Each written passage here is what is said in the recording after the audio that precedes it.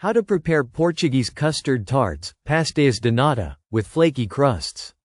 The iconic Portuguese pastry, pastéis de nata, or Portuguese custard tarts, are one of Portugal's most famous pastries, known for their crispy, flaky crusts and rich, creamy custard filling. Originally created by monks at the Jerónimos Monastery in Lisbon in the 18th century, these delightful tarts have become a global favorite.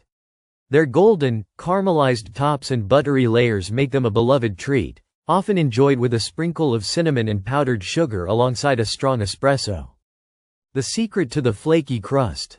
The key to an authentic pastéis de nata crust is a laminated dough, similar to puff pastry.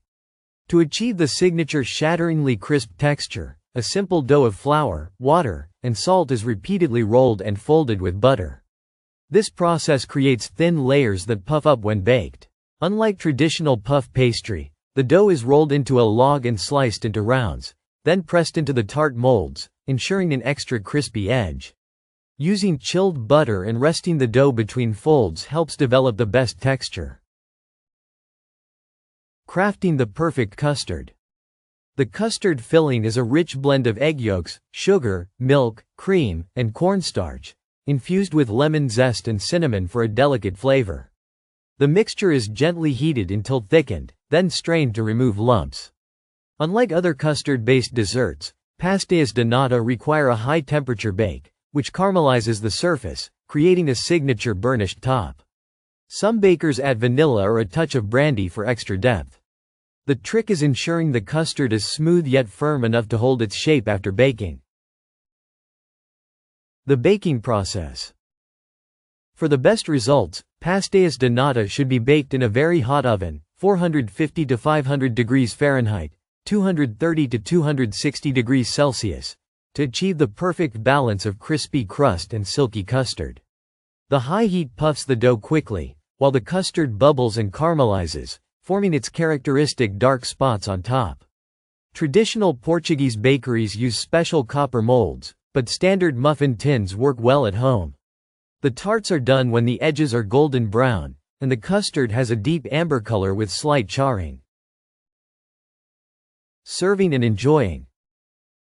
Pastéis de nata are best enjoyed fresh out of the oven, when the crust is still crisp, and the custard is warm. Many Portuguese locals sprinkle them with cinnamon and powdered sugar for an extra layer of flavor. They are often paired with a strong espresso, bica, or a sweet port wine. If you have leftovers, they can be reheated in the oven for a few minutes to restore their crispiness. Avoid refrigerating them, as this can make the crust soggy. Modern twists on pastéis de nata. While the classic vanilla and citrus-infused custard remains the most popular, some modern variations incorporate chocolate, matcha, or almond flavors. In Macau, a former Portuguese colony, the local version includes a slightly sweeter, more caramelized topping. Some chefs even experiment with savory fillings, using ingredients like cheese or truffle-infused custard. Despite these creative adaptations, the original pastéis de nata remains a timeless classic, loved for its simple yet perfect combination of textures and flavors. Why these tarts are special.